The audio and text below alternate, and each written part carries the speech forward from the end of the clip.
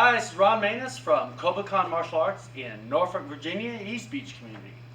We are going to be covering karate versus mixed martial arts, MMA. If you're familiar with MMA, the branding of MMA fighting is sometimes called the UFC, Ultimate Fighting, but there are several other leagues. But mixed martial arts is a combination of striking systems and grappling systems.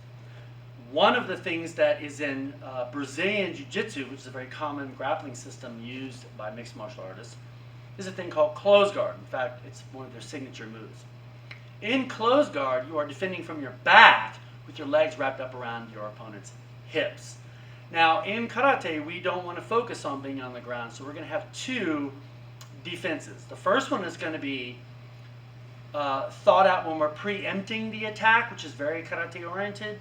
But we're also going to look at what happens when we aren't. Things to know.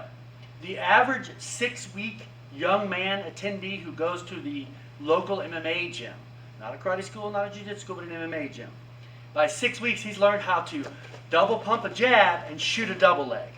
A double leg takedown is a wrestling move where you do several things.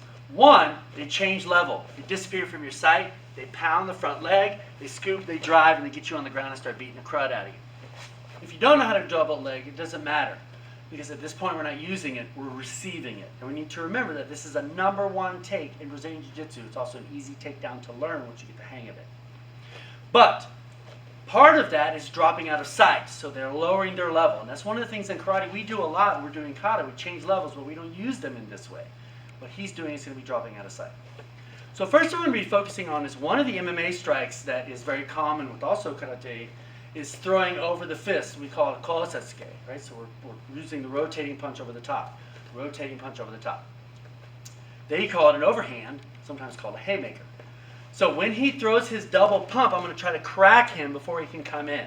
And it won't really matter which side you're on, but usually we do a matching set stance.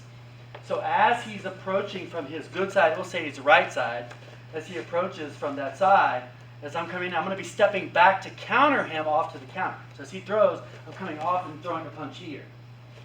So if he's changing sides on the other side, I'll be stepping back here. So I'm stepping like this, right? Well, the problem with that is we're making too much space. What we want to focus on is the karate version where he's coming in, we're attacking two. Notice I'm off taisabaki off to the side here. One more time, he comes in, and I'm striking first like this. Now that presupposes you know. What happens if you don't? And that's the crux of this video. So today we're going to be learning closed guard. This is the sequence. He's going to double pump. I'm going to be fading back. He shoots the double. I get done. I break. When I fall, I want to make sure he can't sit back up. Because if he can sit back up, he's going to start dropping bombs on me. Boom, boom, boom. I need to defend with the block like this, right? I want to break his posture. I have control of him with my legs. So I reach up and I block. And he's probably right-handed, so I'm going to block his bicep with my left hand. Immediately transition. Keep his head tight, elbow down. Strong. I'm going to pivot my body to the side towards the punching hand because I want to posture to the head.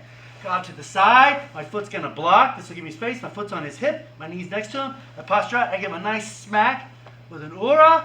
I posture up. I give him a nice kick to the heart line with my heel. I base up. And I get out.